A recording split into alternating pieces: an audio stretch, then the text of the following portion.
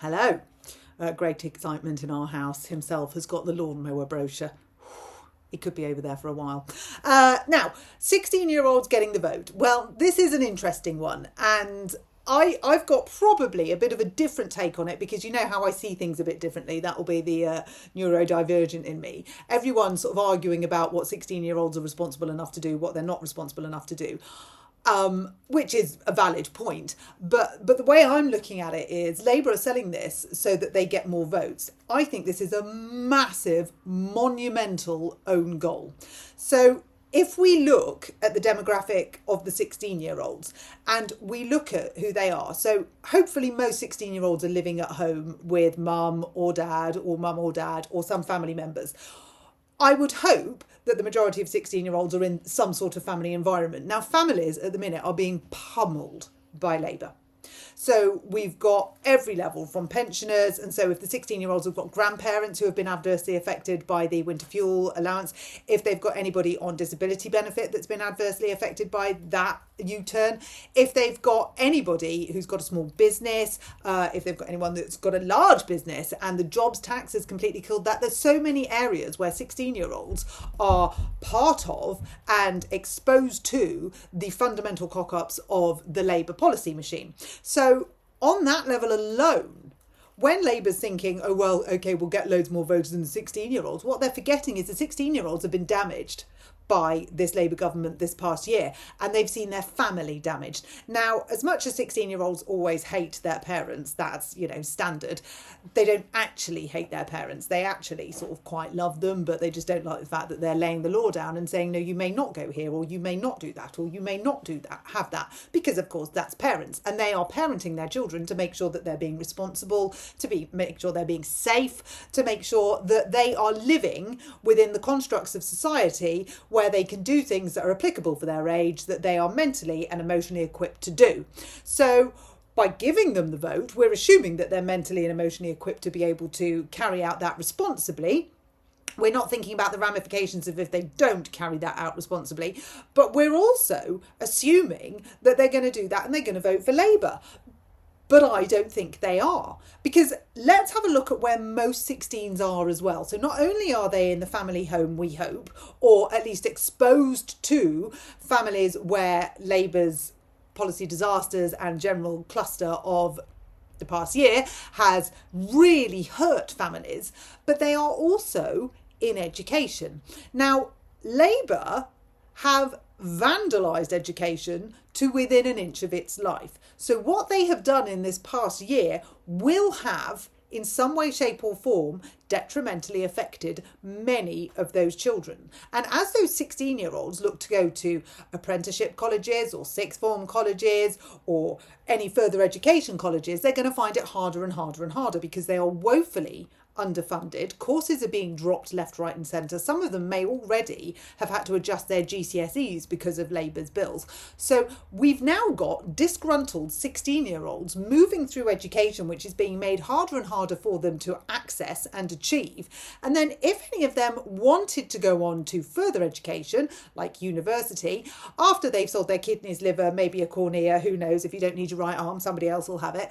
Once they've done that and racked up a phenomenal amount of debt, even if they can get to university because of all of the changes to that whole system, then are they going to come out the other side into the real world, the real actual lived experience of this Labour government supporting them? Because this Labour government isn't supporting young people.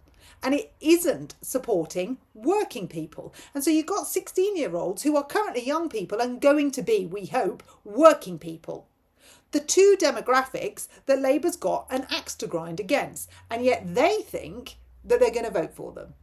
They are, in my opinion, wrong. Now, I've got a 13-year-old and a 17-year-old. The 13-year-old is obviously blinkered. The world is according to her and her alone. She is pretty politically astute. And she is aware firsthand of how Labour has affected our household, just in terms of day-to-day life, what we've had to do to adjust to Labour. She's also had her education threatened by Labour. And for that, she will never, ever forgive them. So in 3 years' time, if she gets the vote, it will not, on principle, be going to Labour. Then we've got the 17-year-old. Now, he is studying maths, further maths, economics and physics. He is also very politically astute, but one thing he is that Rachel Reeves isn't, is very economically astute.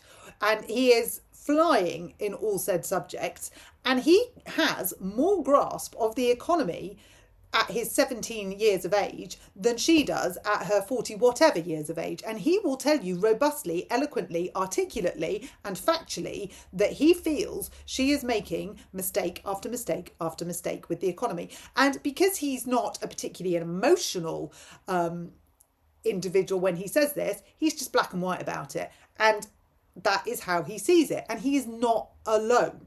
His cohort also see the same. Now, you may be excused to turning around and saying, well, of course, yours are going to vote Tory. You're a staunch Tory right-winger. That's not true. I do love how people turn around and tell me who I vote for without knowing who I vote for or any idea who I might vote for. But that's not true. But let's, for the purposes of this argument, because I know I'm going to get those comments, say, right, well, we'll exclude my two because you think I've influenced them. Let's have a look at the other kids. Let's see who we think they might vote for. Well, I speak to the other teenagers. A lot of them watch this channel. A lot of them have conversations with me about the things that I've said. And I can tell you unequivocally that the teenagers are voting reform. Now, whether you like that or whether I like that is immaterial. At the minute, at 16, they don't get to have that say. They can say they'd vote for reform and they can support reform in its ideology, but they don't actually get to vote. You allow them to vote at the age of 16, I can tell you where that's going. That's going reform's way, whether any of us like it or not. And it's another example of Labour not reading the room. They are simply coming out with their policies that they believe in their ideological world will work, and they are turning their back on the consequences. They're not looking at how those policies are negatively and adversely affecting all members of society. And if you put a 16-year-old who is at the core of that, and this is why I always say education is where it starts. A 16-year-old will be surrounded, one hopes, by every single different level of demographic.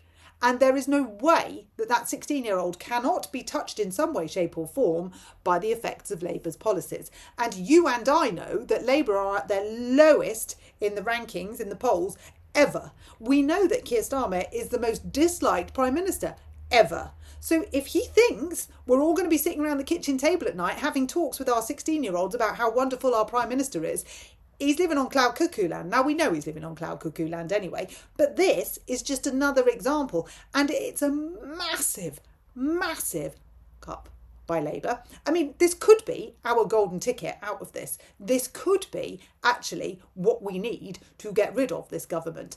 It's take your pick over who's going to come in. If we do give the vote to the 16-year-olds, I think you can all start flying the reform flag, because I think that's where it's going. But either way, it will not be the red rose of Labour. And that much, I think, I would bet on.